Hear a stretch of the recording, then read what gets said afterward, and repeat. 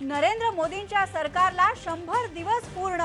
मोदींच्या नेतृत्वाखाली अर्थव्यवस्थेला उभारी येत असल्याचं लोकांचं मत। टुडे चाणक्य आणि IBN नेटवर्कच्या सर्व्हेमध्ये झालं स्पष्ट।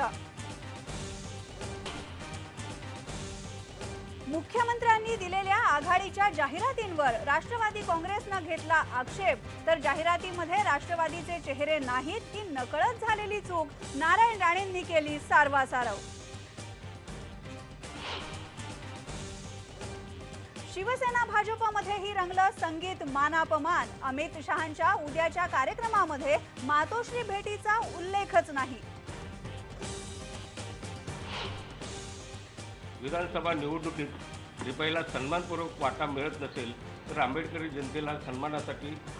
जनतेच्या सन्मानासाठी आम्हाला वेगळा विचार करावा लागेल। महायुतीमधल्या जागा वाटपावरून RPI नाराज, वेगळा विचार करण्याचा दिला इशारा। पण चर्चा सकारात्मक झाल्याचा भाजपचा दावा।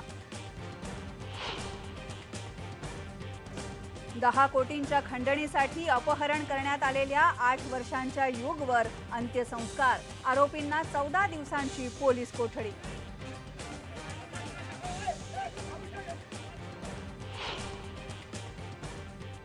भारतातल्या संगीत क्षेत्रातल्या दिग्गजांना टपाल खात्याची आदरांजली। भीमसेन जोशी, गंगूबाई हनगल, कुमार गंधर्व यांच्यासह 8 मान्यवरांवरच्या तिकिटांचं प्रकाशन।